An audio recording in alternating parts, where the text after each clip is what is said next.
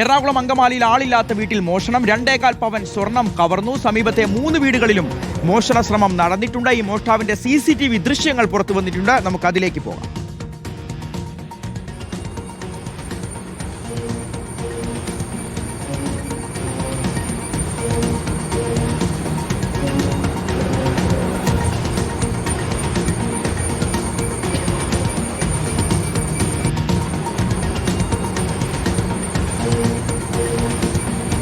Nitin Xavier വിവരങ്ങൾ നൽകും. നിതിൻ, ദൃശ്യങ്ങൾ കണ്ടുകൊണ്ടിരിക്കുകയാണ്. ശരീരമാസകലം മൂടിയിട്ടുണ്ട്. പുറകിലൊരു ബാഗൊക്കെ ഉണ്ട്. അത് ഈ മോഷണത്തിനുള്ള പണിയായുധങ്ങളാണെന്ന് തോന്നുന്നു.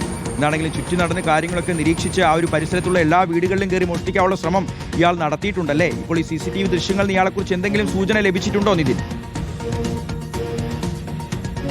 അങ്കമാലി ഭാഗത്ത് ഷിഹാസ്, ഈ അങ്കമാലി ഭാഗത്ത് കഴിഞ്ഞ കുറച്ച് ദിവസങ്ങളിലായി മോഷണം വ്യാപകമാകുന്നു എന്നാണ് പോലീസും നാട്ടുകാരും പറയുന്നത്. മങ്ങാട്ടുകര, പീച്ചാനിക്കാട് തുടങ്ങിയ ഭാഗങ്ങളിലാണ് ഇത്തരങ്ങളിൽ മോഷണം നടക്കുന്നത്.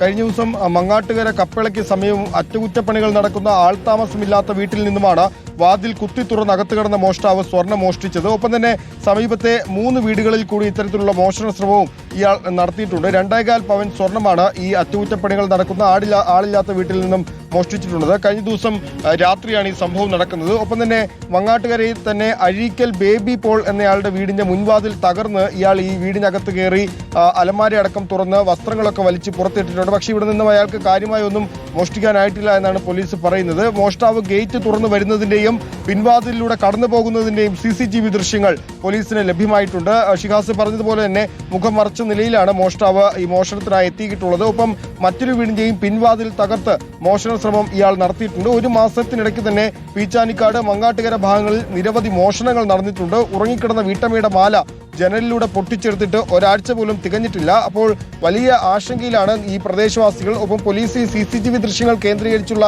അന്വേഷണം നിലവിൽ നടത്തിക്കൊണ്ടിരിക്കുകയാണ്. ആളെ തിരിച്ചറിയാൻ പോലീസിന് ഇതുവരെ സാധിച്ചിട്ടില്ല. പക്ഷേ പോലീസ് ഈ CCTVകൾക്കൊപ്പം തന്നെ സമീപത്തെ മറ്റു പല CCTVകളും പരിശോധിക്കുന്നുണ്ട്. മൊബൈൽ ടവറുകൾ കൂടി കേന്ദ്രീകരിച്ചുള്ള പരിശോധനയാണ് നിലവിൽ പോലീസ് നടത്തുന്നത്. ശരി നിതിൻ, അപ്പോൾ ആ ഒരു പരിസരത്ത് മോഷ്ടാക്കളുടെ ശല്യം കൂടുന്നുണ്ട്. മോഷണ ശ്രമങ്ങൾ ധാരാളമായി റിപ്പോർട്ട് ചെയ്യപ്പെടുന്നുണ്ട്. പോലീസ് ഈ മോഷ്ടാക്കൾക്ക് പിന്നാലെ തന്നെയുണ്ട്. CCTV ദൃശ്യങ്ങൾ കേന്ദ്രീകരിച്ചുള്ള അന്വേഷണം തുടരുകയാണ്.